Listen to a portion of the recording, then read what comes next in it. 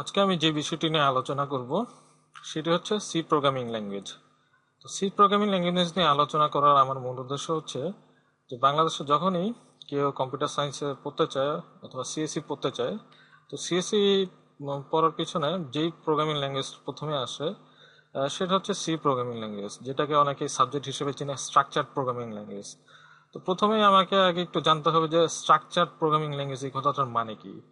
Structure programming language জানার জন্য আমি স্ট্রাকচার প্রোগ্রামিং ল্যাঙ্গুয়েজের সংজ্ঞাটা আমি নিজে থেকে বলবো না, আমি আসলে তোমাদেরকে দেখাবো কিভাবে আসলে চিন্তা করে গুগলে সার্চ করে আসলে তোমার প্রশ্নের উত্তর পাবা এবং সেখান থেকেই তুমি বুঝতে পারবে। এবং আমি আসলে গুগলে সার্চ করব, এক একটা সোর্স বলবো এবং সেখান থেকে যেই কথাগুলো আমি পাবো সেই কথাগুলো আমি বাংলায় তোমাদেরকে জিনিসটা বুঝিয়ে দেবো।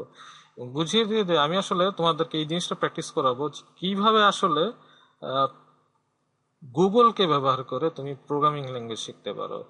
এবং আমি যখন প্রোগ্রামিং করব তখন বিভিন্ন সোর্স থেকে ইনফরমেশন কালেক্ট করব এবং ইনফরমেশন কালেক্ট করার পর কোড কালেক্ট করব বা কোনো ধরনের ইনফরমেশন কালেক্ট করব, সেই ইনফরমেশনগুলো তোমাদেরকে একে একে দেখাবো।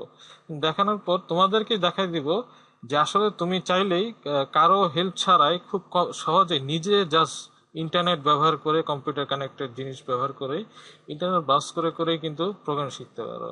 তো আমি এই কথা বলছি এই কারণে যে আমি নিজেই কিন্তু সেলফ টট একজন প্রোগ্রামার বা ডেভেলপার। আমি যা কিছু এই পর্যন্ত করেছি আমি কোথাও কোনো প্রাতিষ্ঠানিক শিক্ষা নিইনি, সবকিছু কিন্তু আমি আসলে জাস্ট গুগল করে করে প্রত্যেকটা জিনিস আমি বের করেছি। তো আমি যদি করতে পারি তোমরা কেন পারবো না? তো আমি তোমাদেরকে দেখাবো সেই ওয়েগুলা, যে ওয়েটা আমি ব্যবহার করে এই পর্যন্ত আমি আসলে প্রোগ্রামিং বলো বা অ্যাপ্লিকেশন ডেভেলপমেন্ট বলো অথবা গেম ডেভেলপমেন্ট বলো, সেগুলো যে করা সম্ভব সেই একটা লার্নিং প্রসেস বা একটা জিনিস, একটা প্রোগ্রামিং যে সলভ করা যায় প্রোগ্রামিং প্রবলেমের দিয়ে, সেই জিনিসগুলো আমি দেখাবো। তো আমার আসল উদ্দেশ্য তোমাদেরকে গেম প্রোগ্রামিং শেখানো না, আমি আসলে তোমাকে দেখাবো যে সি প্রোগ্রামিং শেখানোর জন্য কিভাবে নিজে গুগলিং করে সি প্রোগ্রামিং ল্যাঙ্গুয়েজ আয়ত্ত করা যায়। আমি প্রথমে যে কথাটা বললাম যে স্ট্রাকচার প্রোগ্রামিং ল্যাঙ্গুয়েজ, এই কথাটার এই সাবজেক্টটা যখন শুরু হয় তো তখন প্রথমে প্রশ্ন আসে স্ট্রাকচার প্রোগ্রামিং ল্যাঙ্গুয়েজটা কি। তো আমি প্রথমে একটু গুগলে লিখি স্ট্রাকচার্ড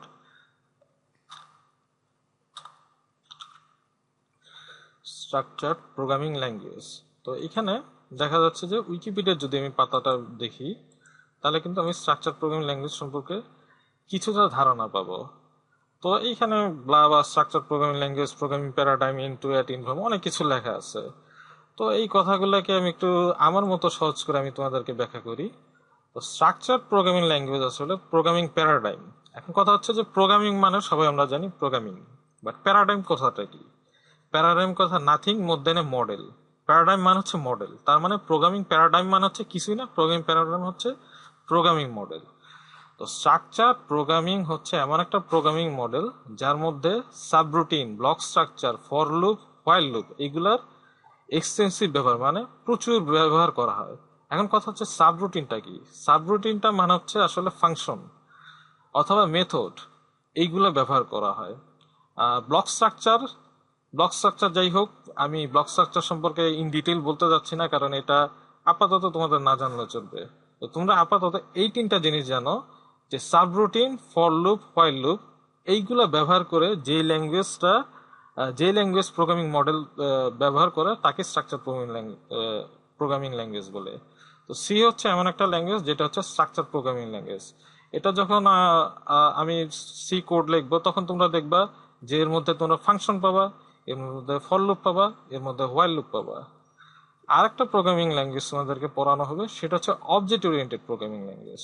তো আমি যদি এইখানে লিঙ্কে ব্রাউজ করতে থাকি তো এখানে আমি অবজেক্ট ওরিয়েন্টেড প্রোগ্রামিং ল্যাঙ্গুয়েজ পাবো। তো অবজেক্ট ওরিয়েন্টেড প্রোগ্রামিং ল্যাঙ্গুয়েজ আসলে কিছুই না, এটা বোঝাই যাচ্ছে সংজ্ঞা থেকে যে অবজেক্ট ওরিয়েন্টেড প্রোগ্রামিং ল্যাঙ্গুয়েজের মূল কাজই হচ্ছিল অবজেক্ট তৈরি করা। অবজেক্ট তৈরি করবে কিছু ক্লাস তৈরির মাধ্যমে, সে এবং ক্লাসগুলোর কপি তৈরি করে সেগুলিকে অবজেক্ট হিসেবে ব্যবহার করে সেই অ্যাপ্রোচটাকে ব্যবহার করে প্রোগ্রাম যেই মডেলটা তৈরি করা হয়েছে তাকে অবজেক্ট ওরিয়েন্টেড প্রোগ্রামিং ল্যাঙ্গুয়েজ বলা হয়। তো আমি আমার লাইফের একটা এক্সপিরিয়েন্স তোমাদের সামনে শেয়ার করব। আমি সম্ভবত 2011, 11 না, সরি, 2012-তে আমি একটা বাংলাদেশের স্বনামধন্য ট্রেনিং সেন্টারে যাই, তো জাস্ট দেখার জন্য যে ওরা আসলে কিভাবে ট্রেনিং দেয়, সেটার একটা ফ্রি ক্লাস করার জন্য। তো সেই ক্লাসটা ছিল আসলে C# বেসড।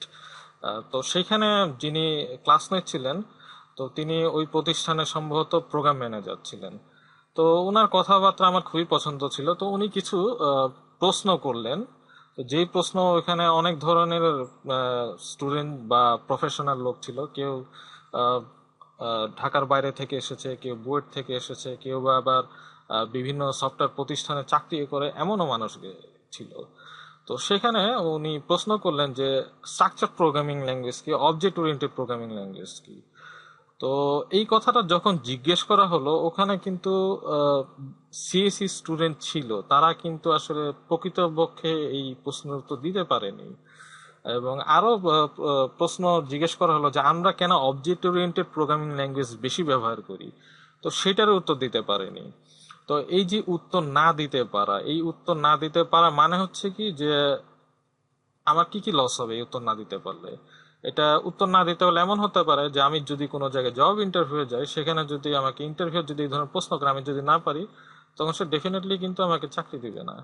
তো যাই হোক, আমি আসলে এখানে চাকরি দেওয়ার কথা না, আমি জাস্ট ইনফরমেশন শেয়ার করছি যে তুমি যে জিনিসটা পড়বা সেই জিনিসটা যদি আসলে তুমি প্রকৃতপক্ষে না বুঝো, তাহলে কিন্তু আসলে তুমি হয়তো বা পরীক্ষাতে একটা গ্রেড পেতে পারো, বাট এই গ্রেড দিয়ে কিন্তু তুমি আলটিমেটলি প্রোগ্রামিং জগতে বা সফটওয়্যার ইন্ডাস্ট্রিতে খুব বেশি দূর আগাতে পারবে না।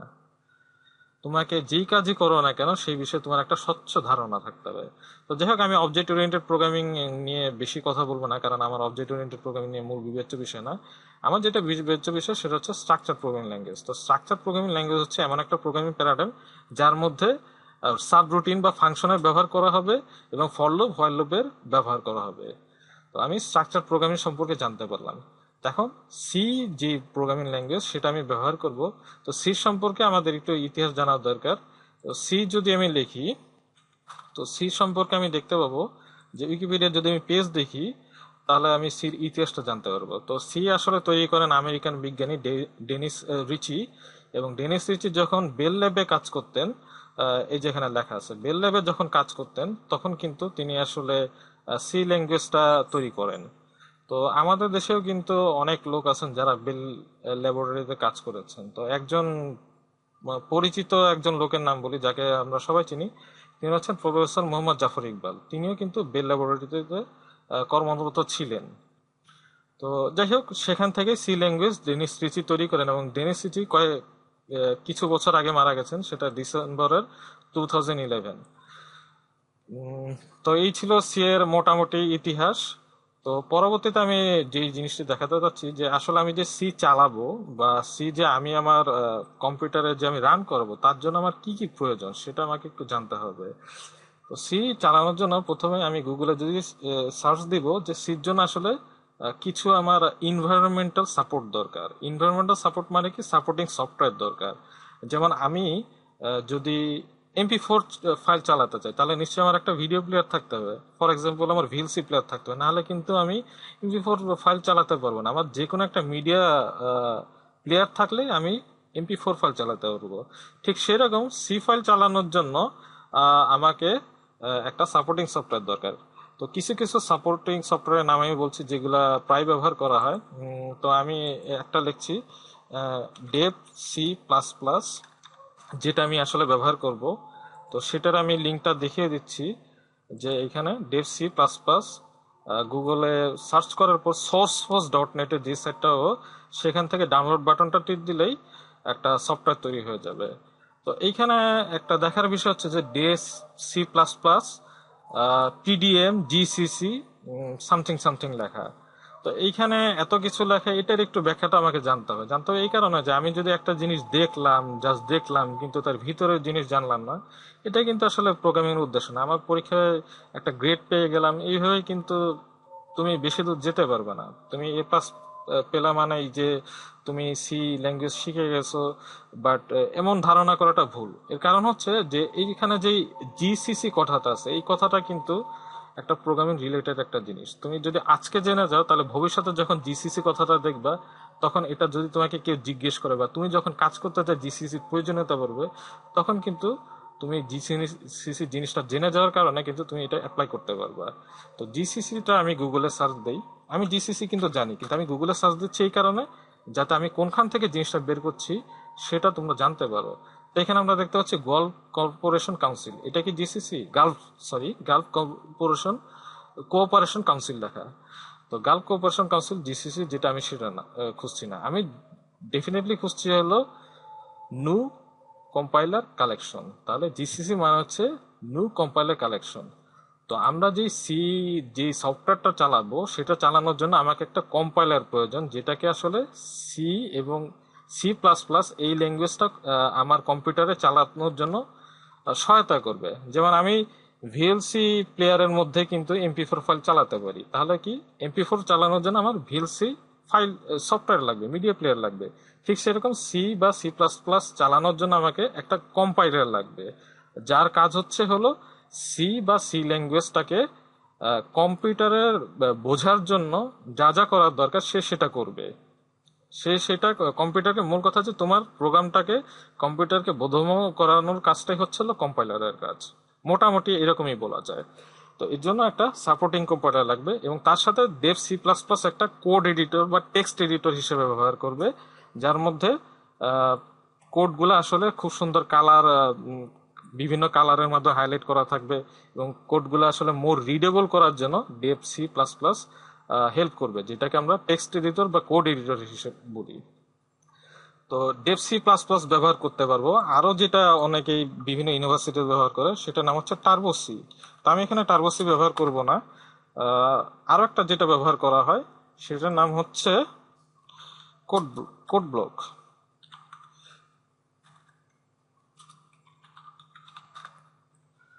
তো যার যেখানে যেটা ব্যবহার করে সে সেটাই ব্যবহার করবে। তো আমি যেটা ব্যবহার করতে চাচ্ছি, আমার প্রিয় এডিটর হচ্ছে ডেভ C++।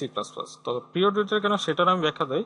ডেভ C++ আসলে ইনস্টলেশন করা সহজ, এবং এটা জাস্ট খুব সামান্য কনফিগারেশন মাধ্যমেই আসলে সি প্রোগ্রাম করানো সম্ভব, এবং এর মধ্যে আসলে বিল্ট ইন জিসিসি কম্পাইলার দেওয়া থাকে বলে এটা আসলে খুব সহজেই ব্যবহার করা যায়। তো যাই হোক, এখানে ডাউনলোড বাটন ক্লিক দেওয়ার পর যে সফটওয়্যারটা ইনস্টল হবে সেই সফটওয়্যারটা হচ্ছে এই সফটওয়্যারটা। তো এটা আমি ইনস্টল করেছি। তো এটা আমি এখন কিভাবে এনভায়রনমেন্ট সেট আপ করা হয় বা C++ ইনস্টলেশনের জন্য এনভায়রনমেন্ট তৈরি করা হয় সেটা আমি তোমাদেরকে দেখাবো। তো প্রথমে আমি জাস্ট এই সফটওয়্যারটা ক্লিক করলাম, ক্লিক করার পর এটা ইনস্টল করব। তো টোটাল আমি ইনস্টলেশন প্রসেসটা দেখিয়ে দিচ্ছি, যাতে তুমি বাসায় গেলে বাসায় তোমার নিজের কম্পিউটারে বা তোমার ল্যাবে নিজের কম্পিউটার ইনস্টল করে প্রোগ্রামিং গুলো রান করতে পারো। যাই হোক, আমি ওকে বাটন টিপ দিচ্ছি, আই এগ্রি করলাম। করার পর এখানে মোটামুটি নেক্সট বাটন টিপ দিব। টিপ দেওয়ার পর এখানে আমি দেখতে পাচ্ছি যে একটা পাথওয়ে দিচ্ছে, আমি এটাতেও ইনস্টল টিপ দিচ্ছি। টিপ দেওয়ার পর এটা কিছু সময় লাগবে ডেভ C++ ইনস্টল হওয়ার জন্য।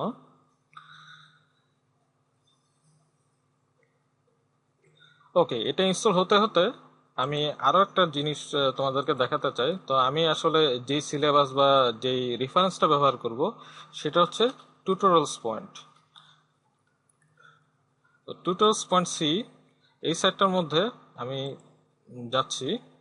যাওয়ার পর এখানে যেই মোটামুটি সিলেবাস দেওয়া আছে, তো আমি সেই সিলেবাসটা কাভার করার চেষ্টা করব। আমার মেইন গোলটা হচ্ছে ফাইল ইনপুট আউটপুট পর্যন্ত আর কি কাভার করা, বাট আমি যদি সময় পাই তাহলে আমি বাদ বাকি জিনিসগুলো কভার করার চেষ্টা করব।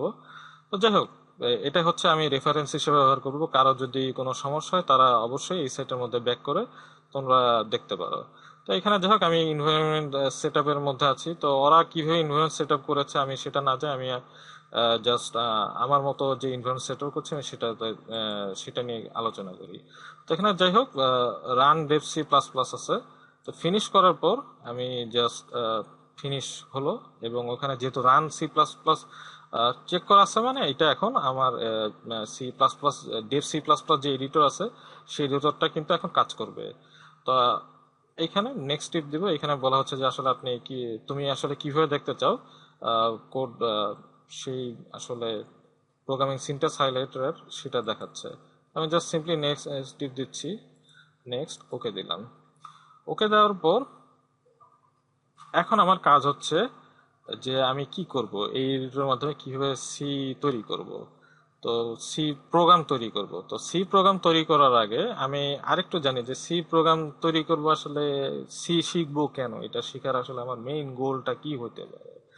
তো সি দিয়ে তাহলে নিশ্চয়ই কোনো সফটওয়্যার তৈরি করা যায়, সেটাও আমাদের জানা দরকার। তা আমি আবারও গুগলে যাচ্ছি। গুগলে যাওয়ার পর আমি তোমাদেরকে দেখাচ্ছি যে সি দিয়ে কিছু, শুধুমাত্র পিওর সি দিয়ে তৈরি করা দুটি সফটওয়্যারের নাম বলবো, যেগুলো আসলে ইন্ডাস্ট্রি লিডিং সফটওয়্যার, যেগুলো বিভিন্ন প্রোগ্রামিং এর কাজে ব্যবহার করা হয়। তো একটা সফটওয়্যার নাম বলছি, সেটা হচ্ছে এসকিউএলাইট। তো এসকিউএলাইট নিয়ে যদি আমি উইকিপিডিয়াতে যদি আমি যাই, তাহলে আমি দেখতে পাবো যে এসকিউএলাইটটা তৈরি করা হচ্ছে সি ল্যাঙ্গুয়েজ দিয়ে।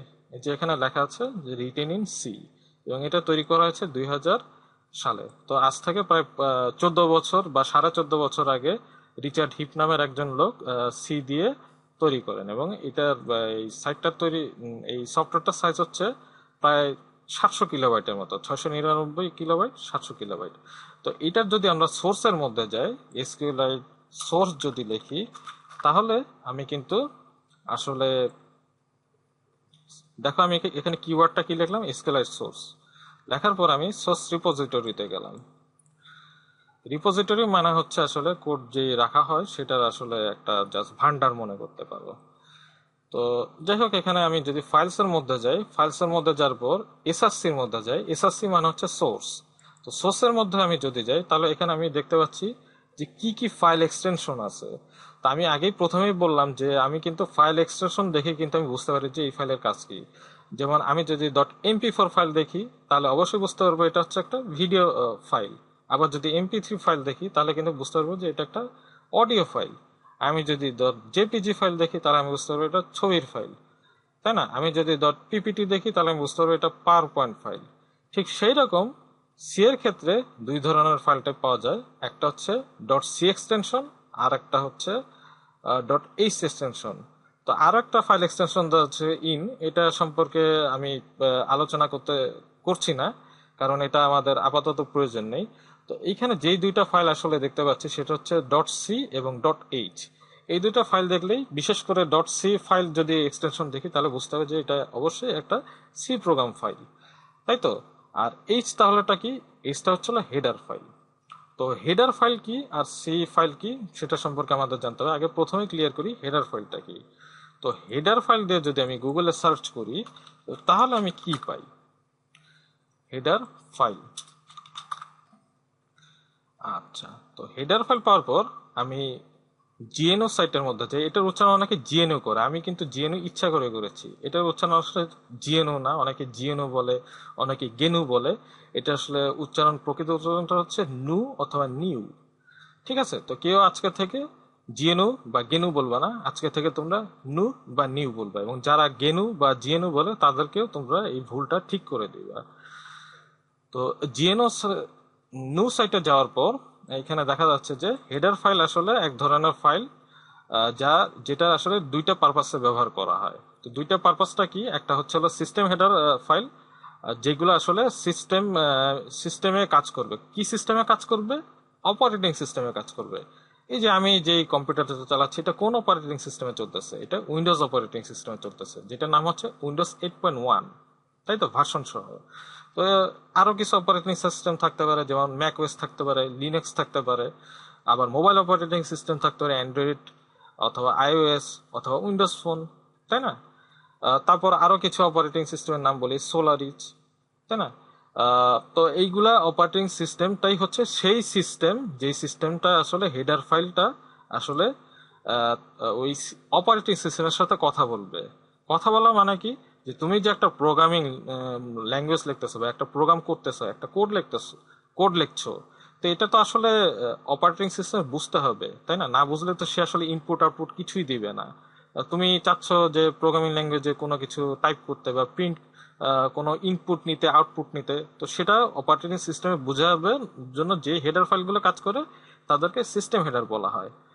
আর আরো কিছু হেডার ফাইল আছে, তুমি চাইলে তোমার নিজের কাস্টম হেডার তৈরি করতে পারো, যেটা আসলে তোমার নিজের পারপাস সার্ভ করবে। তো যাই হোক, এসকিউএলআইটের মধ্যে আমি যদি দেখি, এখানে অনেক হেডার ফাইল আছে যেগুলো আসলে নিজেদের ডিফাইন করা। আর সি ফাইল হচ্ছে তার মধ্যে প্রোগ্রাম যেগুলো তৈরি করা হয়েছে সেই প্রোগ্রাম ব্যবহার করা। তো এগুলো প্রত্যেকেই কিন্তু আসলে মোটামুটি দুইটার ফাইল টাইপের আর কি ব্যাখ্যা। তো আমি আরো একটা যে সফটওয়্যারের নাম ব্যবহার দেখাতে চাচ্ছিলাম, যে আমি প্রথমে বলেছিলাম যে আমি দুইটা সফটওয়্যারের নাম বলবো যেগুলো ইন্ডাস্ট্রি লিডিং হিসেবে কাজ করে। তো এসকিউএলআইটার আসলে একটু কথাটা বলে দিই, এসকিউএলআইটার হচ্ছে আসলে ইমবেডেড ডাটাবেস সিস্টেম।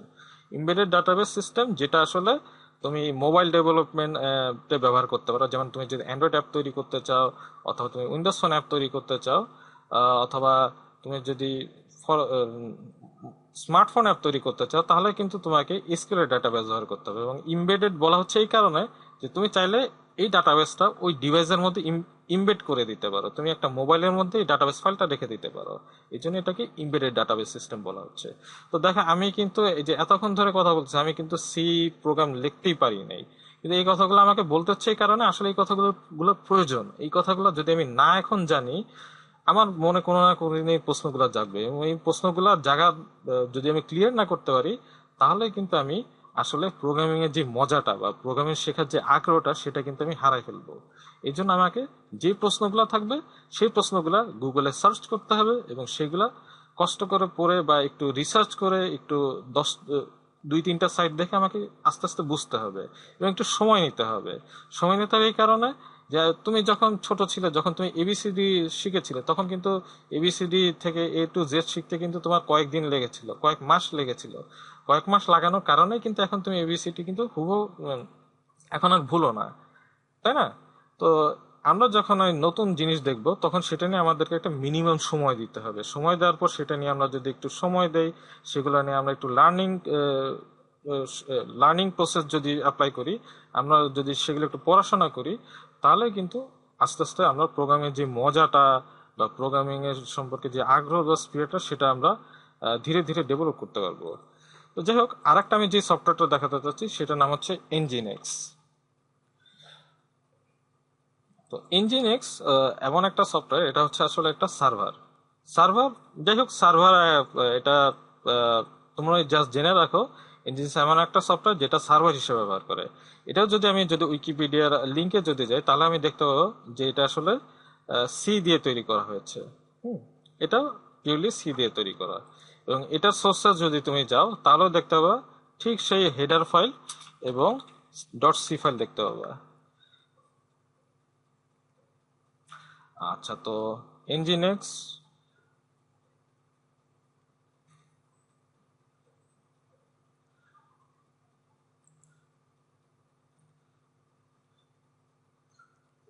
আমি যদি ট্র্যাক সোর্স ব্রাউজারে যদি দিই, তাহলে আমি আসলে এনজিনএক্স এর যে সোর্স কোড আছে সেই সোর্স কোডগুলো আমি ব্রাউজ করতে পারবো। ঠিক যেরকম এসকেলেটে আমি এসআরসি ফোল্ডারে গিয়েছিলাম, এখানেও যদি আমি এসআরসি ফোল্ডারের মধ্যে যাই, তাহলে আমি দেখতে পাবো যে আরো কিছু ফোল্ডার আছে। তো আমি কোর ফোল্ডারের মধ্যে যদি যাই, তাহলে কিন্তু আমি জাস্ট সেই .c এবং .h ফাইল দেখতে পাবো। তো আমি এইটা দেখানোর আমার উদ্দেশ্যটাই হচ্ছে যে তুমি সি যদি প্রোগ্রামিং করতে চাও, তোমাকে .c আর .h এই দুইটা ফাইল সম্পর্কে নিয়ে তোমাকে মেইনলি কাজ করতে হবে। তো যাই হোক, তো এখন আমি চলে আসি আমার এডিটরের মধ্যে, আমি কিভাবে প্রোগ্রাম আসলে লিখবো।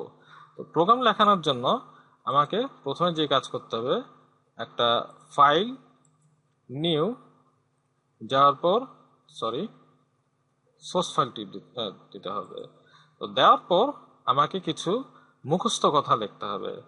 মুখস্থ কথা লিখতে হবে এই কারণে যে তুমি যখন ইন্টারমিডিয়েটে বা এসএসসি তে অ্যাপ্লিকেশন লিখতে, তখন কিন্তু তোমাকে কিছু অ্যাপ্লিকেশন লেখার ফরম্যাট জানা লাগতো। যেমন তুমি প্রথমে টু দ্য প্রিন্সিপাল এরকম কথা, তারপর মাঝখানে তোমার সাবজেক্ট, তারপর স্যার, তারপর হচ্ছে ড্যাশ ড্যাশ ড্যাশ তোমার বক্তব্য দেওয়ার পর, তারপর ইয়োর ফেথফুলি, বাম পাশে ডেটেড, এইভাবে কিন্তু তোমরা অ্যাপ্লিকেশন লিখেছো। তো অ্যাপ্লিকেশন লেখার যেমন একটা নির্দিষ্ট ফরম্যাট আছে, ঠিক সেরকম প্রত্যেকটা প্রোগ্রামিং ল্যাঙ্গুয়েজ লেখার জন্য একটা নির্দিষ্ট ফরম্যাট থাকে বা কোডস তোমার স্ট্রাকচার থাকে। তো সেই স্ট্রাকচারগুলা তোমাকে একটু প্র্যাকটিস করতে হবে এবং বারবার লিখে তোমাকে এটা আয়ত্ত করে ফেলতে হবে। আয়ত্ত করে ফেলার পর তারপর তুমি কিন্তু প্রোগ্রামিং যখন বারবার করবে, করার পর কিন্তু তোমাকে ওটা আর মুখস্থ করা লাগবে না।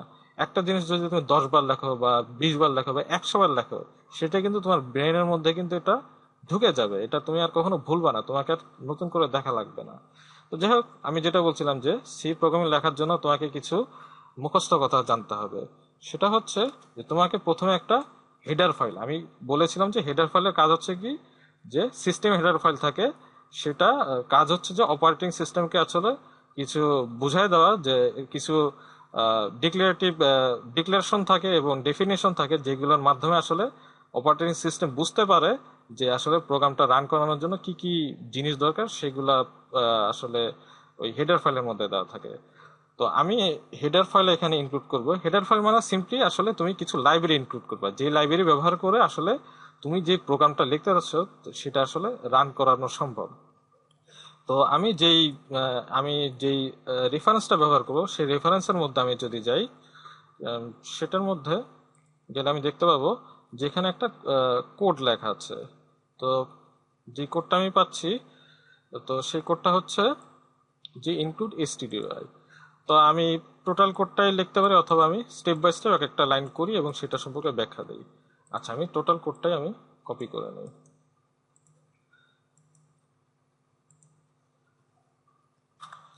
আচ্ছা, তো এখানে দেখা যাচ্ছে যে কপি করে নেওয়ার পর আমি এখানে যে কপি করলাম, তো তুমি আসলে এইভাবে কপি করতেও পারো বা নাও করতে পারো। আমি পুরো প্রসেসটা আমি প্রথম থেকে আবার লিখি। তো আগে আমি যেটা বললাম যে আমাকে প্রথমে ইনক্লুড কথাটা লিখে আমাকে লাইব্রেরি ইনক্লুড করতে হবে, এবং লাইব্রেরিটা হচ্ছে একটা হেডার ফাইল। আমি যে হেডার ফাইলটা ব্যবহার করতে যাচ্ছি সেটার নাম হচ্ছে stdio.h।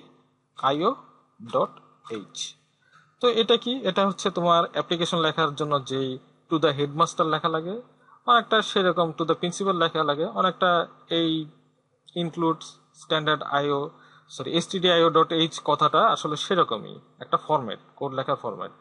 তো এই stdio এর কথাটা, std মানেটা কি সেটা তো আমাকে জানতে হবে, আবার আইও মানে কি এটা তো জানতে হবে। আমি তো জানলাম যে এইচ মানে হচ্ছে হলো হেডার, ইনক্লুড মানে হচ্ছে যুক্ত করা, তাহলে stdio মানে কি, std ফর হলো স্ট্যান্ডার্ড, আর আইও মানে হচ্ছে ইনপুট আউটপুট। তো তুমি এখানে দেখো যে I/O এই কথাটা মানে হচ্ছে ইনপুট আউটপুট। তো I/O এই কথাটা কিন্তু তুমি অহরহ দেখতে পাবো। আজকে তুমি সি শিখতেছো, কিন্তু তুমি কালকে যখন জাভা শিখবা, তারপরের দিন আরো কয়েক মাস পর তো যখন তুমি C# শিখবা বা অন্যান্য ল্যাঙ্গুয়েজ যখন শিখবা, বা তুমি যখন প্রোগ্রামিং এর মধ্যে ডুবে যাবে, তখন এই কথাটা অহরহ আসবে যে ইনপুট আউটপুট আইও কথাটা পাবা। এমনকি আইও নামের ডোমেইন নেমও আছে। তো যাই হোক, সেটা তোমরা দেখে নিতে পারো, আমি জাস্ট ইন্টারেস্টের জন্য তো বলে দিলাম। তো stdio মান হচ্ছে স্ট্যান্ডার্ড ইনপুট আউটপুট। হেডার ফাইলটাকে আমি ইনক্লুড করলাম। ইনক্লুড করার পর আমাকে আহ, একটা মুখস্থ কথা লিখতে হবে, সেটা হচ্ছে ইন্ট। ইন্ট মানে হচ্ছে ইন্টেজার, ইন্টেজার মানে হচ্ছে পূর্ণ সংখ্যা। আচ্ছা, তো পূর্ণ সংখ্যা লিখতেছি। তো পূর্ণ সংখ্যা লেখার পর আমাকে, যেহেতু আমি ইন্ট কথা লিখেছি, তাহলে এরকম কোন একটা পূর্ণ সংখ্যা আমাকে নিশ্চয়ই দেখাতে হবে। তো সেটা আমি একটু পরে দেখাচ্ছি। তো ইন্ট লেখার পর আমাকে একটা কথা লিখতে হবে, সেটা হচ্ছে মেইন, এবং তারপর ফার্স্ট ব্র্যাকেট স্টার্ট করতে হবে এবং ক্লোজ করতে হবে। দেখো, আমি শুধুমাত্র ফার্স্ট ব্র্যাকেটের আসলে শুধুমাত্র বামটা যখন টাইপ করলাম, তখন কিন্তু আমার দুটো লেখা ফার্স্ট ব্র্যাকেট স্টার্ট ক্লোজ শেষ হয়ে পড়তেছে। এটাই হচ্ছে তোমার ডেভ C++ যেই কোড এডিটর আছে, সেই কোড এডিটরের সুবিধা, যে তোমাকে সব কোড কিন্তু লেখা লাগবে না, সে অটো কিছু তোমাকে কোড কমপ্লিট করে দিবে, বা এটাকে বলা হয় কোড কমপ্লিশন। তো এটা এই কোড এডিটরের একটা সুবিধা। তো মেনে আমি যে ফার্স্ট ব্র্যাকেট লিখলাম, ক্লোজ হয়ে গেল। ক্লোজ হওয়ার পর তোমাকে, এখন এই যে আমি লিখতেছি, এই জিনিসটাকে বলা হয় ব্লক। তো ইনপুট, আমি প্রথমে বললাম যে লেখা হলো মানে কি, একটা পূর্ণ সংখ্যা ব্যবহার করতে হবে। তো পূর্ণ সংখ্যা, জিরো একটা পূর্ণ সংখ্যা আমরা জানি, তাই না? জিরো হচ্ছে একটা ইন্টেজার নাম্বার। তো জিরো সংখ্যাটাকে আমরা, আমি যে কথাগুলো লিখছি এটা মুখস্থ কথা, বাট এই মুখস্থ কথাটা তোমাকে মুখস্থ করতে হবে এই কারণে, যেটা আসলে প্রোগ্রামিং লেখার কনভেনশন বা প্রোগ্রামিং লেখার নিয়ম। তো যেই কথাটা আমি লিখলাম, রিটার্ন জিরো এবং সেমিকোলন লিখলাম। তো সেমিকোলন মানে হচ্ছে যে আমার প্রোগ্রামিং এর একটা আসলে লাইনের আসলে স্টেটমেন্টটা শেষ হয়ে যাওয়া। যখনই তুমি কোনো কিছু শেষ করবা, তখন লাইন যখন শেষ হয় তখন অবশ্যই তোমাকে লাস্টে সেমিকোলন দিয়ে তোমাকে বোঝাতে হবে যে তুমি শেষ করতেছো।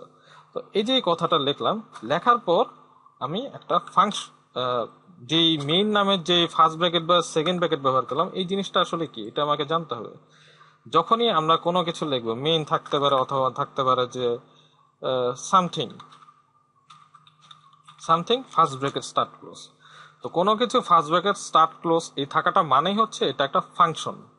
তাহলে মেইনের মধ্যে যেহেতু আমার ফার্স্ট ব্র্যাকেট স্টার্ট ক্লোজ আছে, এটা মানে হচ্ছে ফাংশন। তো আমরা ফার্স্ট ব্র্যাকেট বলবো না এই কারণে, ফার্স্ট ব্র্যাকেট হচ্ছে আসলে অঙ্ক যারা করে তারা বলে, আমরা আসলে প্রোগ্রামার, তাই না? প্রোগ্রামারদের একটা নির্দিষ্ট ভাষা আছে, তো প্রোগ্রামের ভাষাতে তোমাকে ফার্স্ট ব্র্যাকেটকে বলতে হবে প্যারেনথেসিস। প্যারেনথেসিস মানে হচ্ছে ফার্স্ট ব্র্যাকেট। তো এখন আর আমরা ফার্স্ট ব্র্যাকেট বলবো না, আমরা প্যারেনথেসিস বলবো। তাহলে মেইন ব্র্যাকেটের আমরা প্রথমে ওপেন প্যারেনথেসিস দিলাম, পোস্ট প্যারেনথেসিস দিলাম। আর এটা আমরা সেকেন্ড ব্র্যাকেট বলবো না, এটার একটা প্রোগ্রামিং ভাষা আছে, তো এটার নাম হচ্ছে হলো কার্লি ব্রেস বা কার্লি ব্র্যাকেট। তো আমরা কার্লি ব্র্যাকেটের মাধ্যমে একটা ব্লক তৈরি করলাম এবং তার মধ্যে রিটার্ন জিরো রাখলাম ইন থাকার কারণে। ঠিক আছে? তো তারপর আমি যে কথাটা লিখবো সেটার নাম হচ্ছে প্রিন্ট এফ। এটাও একটা ফাংশন, কারণ আমি প্যারেনথেসিস এখানে লিখলাম, তার মানে এটাও একটা ফাংশন। তো ফাংশন কেন আসতেছে? আমি বললাম যে স্ট্রাকচার ল্যাঙ্গুয়েজের কাজই হচ্ছে ফাংশন ব্যবহার করা, এবং ফাংশনের ব্যবহার করার মাধ্যমে তোমরা যেরকম অঙ্ক করার সময় তোমরা সূত্র পড়েছো, ফর্মুলা পড়েছো, তো ফর্মুলা যেরকম তার কাজ হচ্ছে কি কিছু রেডিমেড কাজ করে দেওয়া। যেমন এ প্লাস বি হোল স্কোয়ারের মধ্যে আমি যদি এ ইকুয়ালস 5 বি ইকুয়ালস 2 লিখি এবং তার হোল স্কোয়ার যদি করি, সেটা কিন্তু 49 রিটার্ন করবে। তো এই যে আমরা একটা ফর্মুলা রিটার্ন করে আমরা যে একটা কাজ বা আউটপুট পাচ্ছি, এই কাজটা যেরকম অঙ্কে করেছো ঠিক অঙ্কের ফর্মুলার মতো প্রোগ্রামিং এ ফাংশনটা অনেকটা কাজ করে। এটার কাজ হচ্ছে কিছু এর মধ্যে কিছু ডেফিনেশন দেওয়া থাকে একটা নির্দিষ্ট ফাংশনের জন্য, সেই অনুযায়ী সে কাজ করে বা অপারেশন করে। তো প্রিন্ট এর কাজ হচ্ছে কোনো কিছু প্রিন্ট করা। এখন প্রিন্ট করা মানে কি, আমরা যে প্রিন্টারের মাধ্যমে যে প্রিন্ট করি, লেখা প্রিন্ট করি বা ছবি প্রিন্ট করি, সেই প্রিন্ট না, সেই প্রিন্ট না। এটা হচ্ছে আমরা যখন প্রোগ্রামিং এর কোনো লেখা লিখি, সেই লেখাটা যে আমার আউটপুট আসে বা সেটাকে আসলে যে শো করা হয়, সেইটাকে আসলে প্রিন্ট বলা হয়। হুম। তো আমরা আসলে আগে আমরা যে অনেক কথাগুলো জানতাম সেগুলার কি ব্যবহার করে প্রোগ্রামিং কে বিশেষ বিশেষ পারপাসে ব্যবহার করা হয়। যেমন আমি এখানে ফার্স্ট ব্র্যাকেট বলছি না, আমি এখানে প্যারেনথেসিস বলছি, আমি কার্লি ব্র্যাকেট বলছি, তারপর বা কার্লি ব্রেস বলছি, তারপর আমি প্রিন্টএফ মানে বলছি যে আমার কোনো কিছু আসলে শো করার জন্য প্রিন্ট কথাটা ব্যবহার করা হয়, প্রিন্টএফ ফাংশন ব্যবহার করা হয়। তো আমি চাচ্ছি যে হ্যালো ওয়ার্ল্ড কথাটা দেখাতে চাই, তো তার জন্য আমাকে একটা ডাবল কোটেশন ব্যবহার করতে হবে। তো ডাবল কোটেশন যখন তুমি একবার টিপ দিবে, এটা কিন্তু ক্লোজ কোটেশন, দুইটা কোটেশন চলে আসছে, এবং তোমাকে অবশ্যই এই কোটেশন ব্যবহার করতে হলে কোটেশনের মধ্যে একটা স্টার্ট কোটেশন দিতে হবে, এন্ড কোটেশন দিতে হবে। যেরকম আমরা ব্র্যাকেট ব্যবহার করেছি, স্টার্ট ব্র্যাকেট, এন্ড ব্র্যাকেট, ঠিক সেরকম আমাকে কোটেশনে একটা স্টার্ট কোটেশন থাকবে এবং এন্ড কোটেশন থাকবে। তো আমি ডাবল কোটেশন ব্যবহার করছি, তুমি চাইলে সিঙ্গেল কোটেশন ব্যবহার করতে পারো। তো যাই হোক, single quotation double quotation doesn't matter. তো ডাবল কোটেশন আমি ব্যবহার করছি এবং এখানে আমি লিখছি হ্যালো ওয়ার্ল্ড। হ্যালো ওয়ার্ল্ড হচ্ছে একটা আসলে প্রোগ্রামিং লেখার জন্য একটা খুব জনপ্রিয় পদ্ধতি, এবং এটা আসলে তুমি যে প্রথম যখন প্রোগ্রাম করবে তখন বিভিন্ন টিউটোরিয়াল পড়বে যে আমরা হ্যালো ওয়ার্ল্ড প্রোগ্রাম লিখছি। এটার মাধ্যমে আসলে বোঝানো হয় যে আসলে তুমি তোমার প্রথম প্রোগ্রামিংটা আসলে করতে পারছো নাকি, সেটার জন্য ব্যবহার করা হয়। তো আমি বললাম যে একটা স্টেটমেন্ট লেখার জন্য তোমাকে অবশ্যই সেমিকোলন লিখতে হবে। হ্যাঁ, তো এখানেও একটা সেমিকোলন লিখতে হবে। এখন কথা হচ্ছে আমি কেন এখানে সেমিকোলন দিলাম না। এটা হচ্ছে ব্লক, এটা হচ্ছে প্রোগ্রাম স্ট্রাকচার লেখা, ঠিক আছে? এই জন্য আমি সেমিকোলন ব্যবহার করলাম না। এখানেও তো আমি সেমিকোলন ব্যবহার করতে পারতাম, এখানেও তো সেমিকোলন ব্যবহার করতে হতো, এখানেও তো সেমিকোলন ব্যবহার করতে হতো, কিন্তু কেন করলাম না? অ্যাপ্লিকেশন লেখার যেরকম কিছু পদ্ধতি ব্যবহার করা আছে, এখানেও আসলে প্রোগ্রাম লেখার জন্য এই পদ্ধতিটা ব্যবহার করা হয়েছে। তো এটা কেন, কেনার কোনো উত্তর নেই, এটা ফরম্যাট, এটা যারা ডেনিস সিচি এইভাবে ডিজাইন করেছেন বলে এটা আমাকে এইভাবে লিখতে হচ্ছে। হ্যাঁ, তো তোমাকে এটা প্র্যাকটিস করে করে এই জিনিসটা মনে রাখতে হবে। তো দেখো, আমি জাস্ট সিম্পলি 7 লাইনের একটা প্রোগ্রাম লেখানোর জন্য কতগুলা কথা বললাম। তো যাই হোক, প্রোগ্রাম লেখার পর তোমাকে যেটা করতে হবে যে তোমাকে কন্ট্রোল প্লাস এস বাটন তুমি দিতে পারো, অথবা তুমি ফাইল সেভ দিতে পারো, অথবা সেভ এস দিতে পারো। তো আমি সেভ এস দিচ্ছি কারণে যে আমি আসলে একটা ফোল্ডারের মধ্যে সেভ করতে যাচ্ছি। তা আমি আগেই বলেছি যে সি ল্যাঙ্গুয়েজের জন্য আসলে যে ফাইলগুলো থাকে ডট সি আর ডট এইচ। তো আমার এটা ডট সি হিসেবে সেভ করতে হবে, কারণ আমি আসলে সি প্রোগ্রাম লিখেছি, আমি কোনো হেডার প্রোগ্রাম লিখিনি। তো আমি এটার নাম দিচ্ছি হ্যালো ওয়ার্ল্ড ডট সি নামে আমি আমার ডেস্কটপে সেভ করছি। এবং সেটা আমি যদি ডেস্কটপে চেক করি, এই যে আমার সেই ফাইল। আমি যদি এটা ওপেন উইথ যদি চুজ প্রোগ্রাম দেই এবং অপশনের মধ্যে আমি যদি নোটপ্যাডে খুলি, আমি নোটপ্যাডে খুলতে পছন্দ করি না, আমি ওয়ার্ডপ্যাডে খুলি। তো ওয়ার্ডপ্যাডে যদি দেখি আমি যে কথাটা লিখেছি সেটার কিন্তু জাস্ট একটা ব্ল্যাক অ্যান্ড হোয়াইট ভার্সন এসে পড়েছে। তো ব্ল্যাক অ্যান্ড হোয়াইট আর কোড এডিটরের মধ্যে পার্থক্য হচ্ছে আমি কিন্তু আসলে জিনিস আমার যে কোডের যে সিনট্যাক্সগুলো আছে সেই সিনট্যাক্সগুলো কিন্তু আমি সহজে মার্ক করতে পারতেছি। যেমন আমি যদি এখানে ফার্স্ট ব্র্যাকেট দিতে কালি বেস ওপেন করতে ক্লোজ করতে ভুলে যাই, তখন আমি কিন্তু এখানে চাপ মারলে কিন্তু আমি বুঝতে পারছি যে এখানে আসলে এটা ব্র্যাকেটটা ক্লোজ করা হয়নি। কিন্তু যখন ক্লোজ করব তখন কিন্তু এই সিনট্যাক্স হাইলাইটার কিন্তু আমাকে সিনট্যাক্স পয়েন্টার আমাকে বলে দিচ্ছে যে হ্যাঁ এই ফার্স্ট ক্লোজ ব্র্যাকেটের সাথে আসলে এটা ব্র্যাকেটটা কমপ্লিট করা হয়েছে। আমি যখন এই প্যারেনথেসিসের ফার্স্টটা ক্লিক করছি তখন কিন্তু আমার এন্ডটাকেও সে বলে দিচ্ছে যে হ্যাঁ তোমার কোডটা ঠিক লেখা আছে, বা তোমার সিনট্যাক্স বা পদক্রম যেটাকে বলে সেটা কিন্তু লেখা ঠিক আছে। হুম। যাই হোক, আমি সেভ করার পর এখন আমাকে যেটা করতে হবে সেটা হচ্ছে এক্সিকিউট বাটনের মধ্যে F9 বা কম্পাইল বলে যে কথাটা আছে সেটা প্রেস করতে হবে।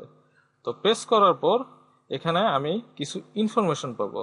তো ইনফরমেশন পাওয়ার পর এখানে বলছে যে আমার কোনো এরর নেই, আমার কোনো ওয়ার্নিং নেই, এবং এটার জন্য একটা আউটপুট ফাইল তৈরি হয়ে গেছে যেটা নাম হচ্ছে হ্যালো ওয়ার্ল্ড ডট ইএক্সি। আমরা যখন সফটওয়্যার ইনস্টল করি তখন ইএক্সি ফাইল পাই। তো ঠিক সেরকমও কিন্তু তুমি একটা সফটওয়্যার তৈরি করে ফেলেছো যার নাম হচ্ছে হ্যালো ওয়ার্ল্ড ডট ইএক্সি, এবং যার সাইজটা হচ্ছিল 127 কিলোবাইট, এবং এইটা কম্পাইল করতে সময় লেগেছে প্রায় 4.5 সেকেন্ডের মতো। তো আমি যদি ওই হ্যালো ওয়ার্ল্ড এক্সি যে ফাইলটা তৈরি হলো এটা হচ্ছে সেই হ্যালো ওয়ার্ল্ড এক্সি ফাইল, আমি যদি এটা চালাই তাহলে আমি কিন্তু যদি এখানে দেখি, আমি যদি বারবার যদি তাকায় দেখি তাহলে কিন্তু দেখতে পাবো যে উপরে কিন্তু হ্যালো ওয়ার্ল্ড কথাটা লেখা আছে, তাই না? বললাম যে আমার এক্সি ফাইল তৈরি হয়েছে পুরো ব্লিঙ্ক করছে। তো তোমরা যদি ব্লিঙ্কটা যদি না দেখতে চাও, তোমরা চাও যে প্রোগ্রামটা হোল্ড করুক বা স্টে করুক, তো তার জন্য তোমরা যেটা করতে পারো সেটা হচ্ছে এখানে রান বাটনটা বা F10 সেটা টিপ দিতে পারো। টিপ দিলে কিন্তু এখানে তুমি যে কথাটা দিয়েছো হ্যালো ওয়ার্ল্ড সেটা কিন্তু প্রিন্ট হচ্ছে।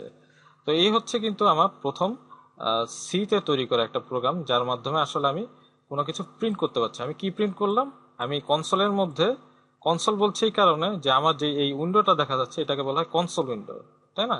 তো এই কনসোল উইন্ডোতে আমি হ্যালো ওয়ার্ল্ডটা প্রিন্ট করলাম বা হ্যালো ওয়ার্ল্ড কথাটাকে আমি শো করছি।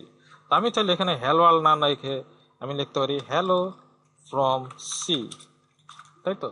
এবং এটাকে আমি যদি ফাইল সেভ এস দিই অথবা কন্ট্রোল সি যদি টিপ দিই সেভ হলো। আমি যদি কম্পাইল টিপ দিই তারপর রান টিপ দেই তাহলে সেটা শো করবে, অথবা তা না করে আমি যদি কম্পাইলার রান টিপ দেই বা F11 টিপ দেই তাহলে কিন্তু আমার আসলে যে আউটপুটটা ছিল সেটা রান করবে এবং সেটা আমাকে শো করবে হ্যালো ফ্রম সি। তার মানে কি আমি এই ডাবল কোটের মধ্যে যাই লিখবো সেটাই কিন্তু এখানে শো করবে। তো জিনিসটা মজার না? তুমি প্রথম সি প্রোগ্রামিং এর মাধ্যমে আসলে শিখলা যে কি হয় সি প্রোগ্রামিং এর মাধ্যমে কোনো কথাকে তুমি বা কোনো বাক্যকে তুমি আসলে রান করাতে পারো, বা কনসোলের মধ্যে একটা এক্সি সফটওয়্যারের মাধ্যমে তুমি আসলে তোমার একটা বাক্যকে তুমি প্রিন্ট করতে পারো, তাই তো? তো এটাই ছিল আসলে আমার প্রথম সি প্রোগ্রামিং ইন্টারঅ্যাক্টিভ যেই ভিডিও।